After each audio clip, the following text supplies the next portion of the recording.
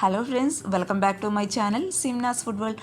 അപ്പോൾ ഇന്ന് ഞാൻ വന്നിട്ടുള്ളത് നമുക്ക് എല്ലാവർക്കും ഒരുപോലെ ഇഷ്ടപ്പെടുന്ന നല്ലൊരു സ്നാക്സിൻ്റെ റെസിപ്പി ആയിട്ടാണ്. അപ്പോൾ ഈ ഒരു റെസിപ്പിയുടെ പ്രത്യേകത എന്താണെന്ന് വെച്ചാൽ നല്ല ഹെൽത്തിയാണ്. അതേസമയം നമ്മളിത് ചെയ്തെടുക്കുന്നത് പഴവും ഗോതമ്പ് പൊടിയും വെച്ചിട്ടാണ് കേട്ടോ. അപ്പോൾ അത് രണ്ടും മാത്രം വെച്ചിട്ടല്ല, പിന്നെ നമ്മുടെ വീട്ടിൽ എപ്പോഴും അവൈലബിൾ ആയിട്ടുള്ള 1-2 സാധനങ്ങൾ കൂടി ഞാനിതിലോട്ട് ചേർത്ത് കൊടുക്കുന്നുണ്ട്. അപ്പോൾ നല്ല ടേസ്റ്റി ആയിട്ടുള്ള പലഹാരമാണ്. അതേസമയം നമുക്ക് വളരെ എളുപ്പത്തിൽ ചെയ്തെടുക്കാനായിട്ട് പറ്റും. അപ്പോൾ എല്ലാവരും ഒന്ന് കണ്ടു നോക്കി ഇഷ്ടപ്പെട്ടാൽ തീർച്ചയായിട്ടും ട്രൈ ചെയ്ത് നോക്കുക കേട്ടോ. അപ്പോൾ നമുക്ക് പെട്ടെന്ന് തന്നെ ഈ ഹെൽത്തി ആയിട്ടുള്ള സ്നാക്സ് എങ്ങനെ റെഡിയാക്കി നോക്കാം. അപ്പോൾ ഹെൽത്തി ആയിട്ടുള്ള ഈ ഒരു സ്നാക്സ് റെഡിയാക്കാനായിട്ട് ഞാനിപ്പോൾ ഇവിടെ എടുത്തിട്ടുള്ളതേ ഒരു മീഡിയം വലിപ്പത്തിലുള്ള നേന്ത്രപ്പഴമാണ്.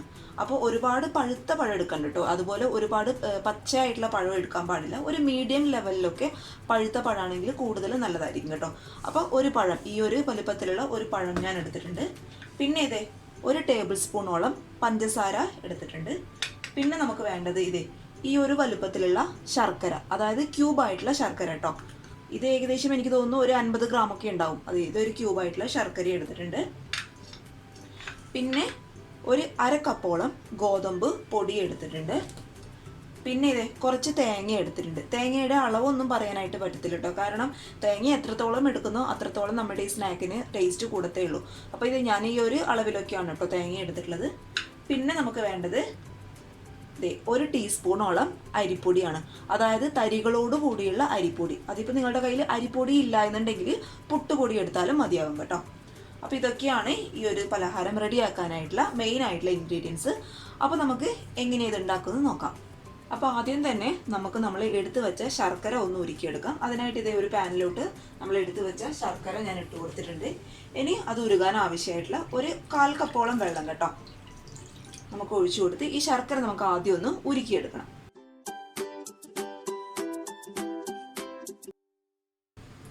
നമ്മൾ ഇട്ട് കൊടുത്ത ശർക്കരയൊക്കെ ഒഴുകി നമ്മൾ ഒഴിച്ചു കൊടുത്ത വെള്ളമൊക്കെ ഒന്ന് തിളച്ച് വരുന്ന സമയത്ത് നമുക്കിനി ഇതിലോട്ട് ചേർത്ത് കൊടുക്കേണ്ടത് ഒരു ഏലക്കായയുടെ ഒരു 2-3 കുരുവാണ് കേട്ടോ, ഒരുപാട് വേണ്ട. അപ്പോൾ നിങ്ങൾക്ക് ആ ഒരു ഫ്ലേവർ കൂടുതൽ ഇഷ്ടമാണ് എന്നുണ്ടെങ്കിൽ ഒരു ഏലക്കായയുടെ കുരു മുഴുവനായിട്ടും ഇട്ട് കൊടുത്തല്ലോ കേട്ടോ. അപ്പോൾ എനിക്ക് താല്പര്യം ഇല്ലാത്തതുകൊണ്ട് 2-3 കുരു മാത്രം ഞാൻ ഈ ഒരു പാനിയിലോട്ട് ഇട്ട് കൊടുക്കുന്നുണ്ട്. ഇനി ആവശ്യത്തിന് ഒരു നുള്ളു ഉപ്പും കൂടി നമുക്ക് ഇതിലോട്ട് ചേർത്ത് കൊടുക്കാം. എന്നിട്ട് നന്നായിട്ട് അങ്ങോട്ട് മിക്സ് ചെയ്ത് കൊടുക്കുക. നമ്മൾ ഒഴിച്ചു കൊടുത്ത വെള്ളം ഒന്ന് ടൈറ്റ് ആവണം കേട്ടോ, ഒരുപാട് ടൈറ്റ് ആയി പോകണ്ട. കാരണം നമ്മൾ ഈ വെള്ളത്തിലിട്ടാണ് ഗോതമ്പ് പൊടി കുഴച്ചെടുക്കുന്നത്, അതുകൊണ്ട് ഒരുപാട് അങ്ങ് ടൈറ്റ് ആയി പോകണ്ട. ഒന്ന് കുറുക്കിയെടുക്കും കേട്ടോ. ഞാൻ അതിൻ്റെ പരുവം കാണിച്ചു തരാം.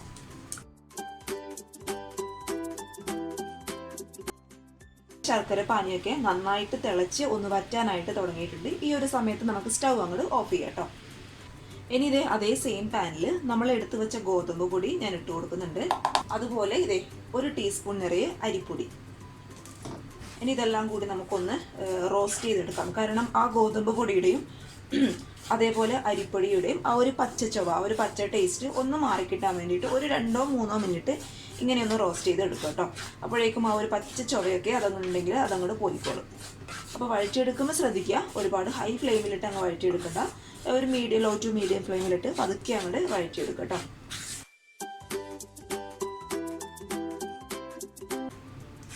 നമ്മുടെ ഗോതമ്പ് പൊടിയൊക്കെ നന്നായിട്ട് റോസ്റ്റായിട്ട് വന്നിട്ടുണ്ട്. നല്ലൊരു സ്മെല്ല് വരുന്നുണ്ട് കേട്ടോ. ഗോതമ്പ് വറുക്കുമ്പോഴുള്ള കറക്റ്റ് മൂപ്പായി വന്നതിൻ്റെ ആ ഒരു നല്ല സ്മെല്ല് വരുന്നുണ്ട്. ഇനി നമുക്കിത് പാനിൽ നിന്ന് അങ്ങോട്ട് മാറ്റി കൊടുക്കാം. ഇനി അതേ സെയിം പാനിൽ ഞാൻ 1 ടീസ്പൂണോളം നെയ്യ് ഒഴിച്ചു കൊടുക്കുന്നുണ്ട്. ഒഴിച്ചു കൊടുത്ത നെയ്യ് ഒന്ന് ചൂടാവുന്ന സമയത്ത് നമ്മൾ നേരത്തെ എടുത്തു വെച്ച പഴം ഞാൻ ഈ ഒരു ഷേപ്പിൽ കട്ട് ചെയ്ത് എടുത്തിട്ടുണ്ട്. ഒരുപാട് വലിപ്പമായി പോകണ്ട, അതുപോലെ തീരെ ചെറുതുമായി പോകണ്ട കേട്ടോ. ഈ ഒരു മീഡിയം സൈസിലൊക്കെ കട്ട് ചെയ്ത് എടുത്താൽ മതി. അത് നമുക്ക് നെയ്യ് നന്നായിട്ട് ചൂടാവുന്ന സമയത്ത് മുഴുവനായിട്ട് അങ്ങോട്ട് ഇട്ട് കൊടുക്കാം. ഇനി നന്നായിട്ട് അങ്ങ് വഴറ്റി കൊടുക്കുക. നിങ്ങൾ കൂടുതൽ ഗോതമ്പ് പൊടി എടുക്കുന്നുണ്ട് എന്നുണ്ടെങ്കിൽ നമ്മൾ 2 പഴമൊക്കെ ഉപയോഗിക്കണം കേട്ടോ. കാരണം ഒരുപാട് ഗോതമ്പ് പൊടി എടുത്തു കഴിഞ്ഞാൽ ഈ ഒരു അളവിൽ പഴം എടുക്കുകയാണെങ്കിൽ ആ ഒരു സ്നാക്സിന് അത്ര വലിയ ടേസ്റ്റ് കിട്ടില്ല. ആ ഒരു ഗോതമ്പ് പൊടിക്ക് കണക്കായിട്ടുള്ള പഴമാണ് ഒരു പഴം എന്ന് പറയുന്നത്. അപ്പോൾ പഴത്തിൻ്റെ അളവ് കൂട്ടി കൊടുക്കുന്നുണ്ടെങ്കിൽ ഗോതമ്പ് പൊടിയുടെ അളവ് കൂട്ടി കൊടുക്കുക. അതുപോലെ ഗോതമ്പ് പൊടിയുടെ അളവ് കൂട്ടി കൊടുക്കുകയാണെങ്കിൽ പഴത്തിൻ്റെ അളവും കൂട്ടി കൊടുക്കുക. ഇത് മാത്രമല്ല, എടുക്കുന്ന എല്ലാ ഇൻഗ്രീഡിയൻസിൻ്റെ അളവ് അതിനനുസരിച്ചൊന്ന് കൂട്ടി കൊടുക്കുക കേട്ടോ.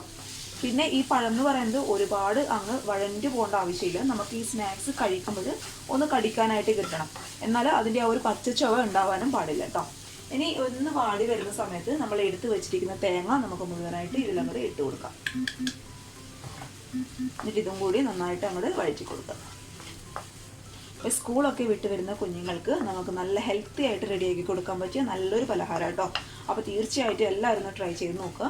അപ്പോൾ നാട്ടിലൊക്കെ നിൽക്കുന്നവരാണെങ്കിൽ തേങ്ങയ്ക്കൊന്നും വലിയ ക്ഷാമമൊന്നും ഉണ്ടാവില്ല എന്ന് വിചാരിക്കുന്നു. അപ്പോൾ അങ്ങനെയുള്ളവർ തേങ്ങയൊക്കെ ഒന്ന് കൂട്ടി കൊടുക്കുക കേട്ടോ. അപ്പോൾ ഒരു പ്രത്യേക ടേസ്റ്റാണ് തേങ്ങയൊക്കെ ഈ ഒരു പലഹാരത്തിൻ്റെ കൂടെ കടിക്കാനായിട്ട് കിട്ടുമ്പോൾ. അപ്പോൾ അതൊക്കെ നിങ്ങളുടെ ഇഷ്ടത്തിനനുസരിച്ച് ചെയ്യാം. അപ്പോൾ ഞാനിതിലോട്ട് ഒരു 1/2 ടീസ്പൂൺ കൂടി നെയ്യ് ചേർത്ത് കൊടുക്കുന്നുണ്ട് കേട്ടോ. കാരണം ഇത് ഒരുപാട് അങ്ങ് ഡ്രൈ ആയതുപോലെ തോന്നുന്നു. അതുകൊണ്ട് ഇത് ഒരു 1/2 ടീസ്പൂൺ കൂടി നെയ്യ് ഞാനിതിലോട്ട് ചേർത്ത് കൊടുത്തിട്ടുണ്ട്. പഴത്തിൻ്റെയും തേങ്ങയുടെയും ആ ഒരു പച്ച ടേസ്റ്റ് ഏകദേശം ഒന്ന് മാറിയെന്ന് തോന്നുന്ന സമയത്ത് നമ്മൾ എടുത്തു വെച്ച 1 ടേബിൾ സ്പൂണോളം പഞ്ചസാരയും കൂടി നമുക്കിനി ഇതിലോട്ട് ഇട്ട് കൊടുക്കാം കേട്ടോ. അപ്പോൾ മധുരം കൂടുതൽ ഇഷ്ടമാണ് എന്നുണ്ടെങ്കിൽ 2 ടേബിൾ സ്പൂൺ വരെ പഞ്ചസാര എടുത്ത് കൊടുക്കാം കേട്ടോ. അപ്പോൾ ഇനി തീരെ പഞ്ചസാര ഇടാൻ താല്പര്യം ഇല്ലാന്നുണ്ടെങ്കിൽ ഈ ഒരു സ്റ്റെപ്പ് അങ്ങോട്ട് അവോയ്ഡ് ചെയ്യാം കേട്ടോ. ഇടേണ്ട ആവശ്യമില്ല. കാരണം നമ്മൾ ശർക്കര ഓൾറെഡി ഉരുക്കി വെച്ചിട്ടുണ്ട്. അതിൻ്റെ മധുരം ഈ ഒരു പലഹാരത്തിന് ഉണ്ടാവും. അപ്പോൾ ഈ പഞ്ചസാര ഇട്ട് ഒരുപാട് അങ്ങ് ഇളക്കേണ്ട ആവശ്യമില്ല. അത് പിന്നെ കരിയാനായിട്ട് തുടങ്ങും. ഒരു 2-3 മിനിറ്റ് അങ്ങ് ഇളക്കിയെടുത്തതിന് ശേഷം സ്റ്റവ് അങ്ങോട്ട് ഓഫ് ചെയ്യുക. കാരണം ആ ഒരു ചൂടിലിരുന്ന് പഞ്ചസാര അങ്ങോട്ട് മെൽട്ടായിക്കോളും. ഇനി ഇത് നമ്മൾ നേരത്തെ വറുത്ത് മാറ്റി വെച്ച ഗോതമ്പ് പൊടിയിലോട്ട് നമ്മൾ നേരത്തെ ഉരുക്കി വെച്ച ശർക്കര പാനി കംപ്ലീറ്റ് ആയിട്ട് അങ്ങോട്ട് ഒഴിച്ചു കൊടുക്കുക. ഇനി ഇത് നമ്മൾ വഴറ്റി മാറ്റി വെച്ച പഴം കൂടി നമുക്കിതിലോട്ട് അങ്ങോട്ട് ചേർത്ത് കൊടുക്കാം കേട്ടോ. മുഴുവനായിട്ടും ഞാൻ ഇട്ട് കൊടുത്തിട്ടുണ്ട്. ഇനി ഇതെല്ലാം കൂടി നമുക്ക് നന്നായിട്ട് ഒന്ന് മിക്സ് ചെയ്തെടുക്കാം. അപ്പോൾ ഈ ഒരു മാവ് കണ്ടോ, ഈ ഒരു മാവ് എന്ന് പറയുന്നത് നമ്മൾ ശർക്കര പനി ഒഴിച്ചിട്ടും ഇത്ര ടൈറ്റ് ആയിട്ടാണ് ഇരിക്കുന്നത്. അത് നമുക്കൊന്ന് ലൂസാക്കി എടുക്കണം. അതിനായിട്ട് ഇതേ ഞാനിപ്പോൾ ഇവിടെ ഇളം ചൂടുള്ള കുറച്ച് വെള്ളം എടുത്തിട്ടുണ്ട്. ഒരുപാട് ചൂടില്ല, അതുപോലെ ഒരുപാട് തണുത്ത വെള്ളമില്ല. നമുക്ക് കൈയൊക്കെ കുത്താൻ പാകത്തിലുള്ള ചൂട് മാത്രം കേട്ടോ. അത് മുഴുവനായിട്ട് ഒഴിച്ചു കൊടുക്കണ്ട, കുറച്ചായിട്ട് ഒഴിച്ചു കൊടുത്ത് നമുക്കൊരു എന്താ പറയുക, നമ്മൾ ഇഡ്ഡലി മാവിൻ്റെ ആ ഒരു പരുവത്തിൽ ആക്കിയെടുക്കണം കേട്ടോ. ഇത് നമ്മുടെ മാവ് ഇവിടെ റെഡി ആയിട്ടുണ്ട്. കണ്ടോ, ഈ ഒരു പരുവത്തിലാണ്. ഒരുപാട് ലൂസല്ല, അതേസമയം ഒരുപാട് കട്ടിയിലിരിക്കാനും പാടില്ല. ഞാൻ നേരത്തെ പറഞ്ഞല്ലോ, ഇഡ്ഡലി മാവിൻ്റെ പരുവത്തിലാണ് നമുക്ക് ഇതിൻ്റെ മാവ് വേണ്ടത് കേട്ടോ. അപ്പോൾ മാവിൽ നിങ്ങൾ കണ്ടല്ലോ, പഴം പൂർണ്ണമായിട്ടും അങ്ങ് അടിഞ്ഞിട്ടില്ലേ, കണ്ടോ, ചെറിയ ചെറിയ പീസൊക്കെ ഉണ്ട്. ആ ഒരു പീസ് വേണം, അപ്പോഴേ നമുക്ക് ഈ ഒരു പലഹാരം കഴിക്കുമ്പോൾ ആ ഒരു പഴം ഒക്കെ കടിക്കാനായിട്ട് കിട്ടത്തുള്ളൂ. അപ്പോൾ നമുക്കിതിനെങ്ങനെയാണ് റെഡിയാക്കുന്നതും കൂടി നോക്കാം. അപ്പോൾ ഇത് ഞാൻ ഈ ഒരു പാത്രത്തിലാണ് കേട്ടോ നമ്മൾ ഈ മാവ് ഒഴിച്ച് തയ്യാറാക്കാനായിട്ട് പോകുന്നത്. അപ്പോൾ അതിൻ്റെ മുന്നേ നമുക്ക് കുറച്ച് ഇതിലോട്ട് വെളിച്ചെണ്ണ തടവി കൊടുക്കാം ചുറ്റുഭാഗത്തായിട്ടും. കാരണം ഇതായിക്കഴിഞ്ഞാൽ പെട്ടെന്ന് ഇങ്ങോട്ട് വിട്ട് വരാൻ വേണ്ടിയിട്ടാണ് കേട്ടോ. അപ്പോൾ വെളിച്ചെണ്ണയാണ് കൂടുതൽ ടേസ്റ്റ് നമ്മളൊരു നാടൻ പലഹാരമൊക്കെ റെഡിയാക്കുമ്പോൾ. അല്ലെങ്കിൽ ഓയിലാണെങ്കിൽ ഏതെങ്കിലും ഓയിൽ ഒഴിച്ചു കൊടുക്കുക.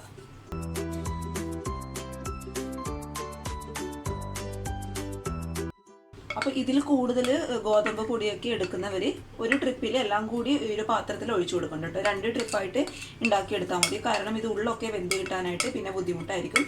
അതുകൊണ്ട് 2 ട്രിപ്പായിട്ട് അങ്ങോട്ട് വേവിച്ചെടുക്കുക കേട്ടോ.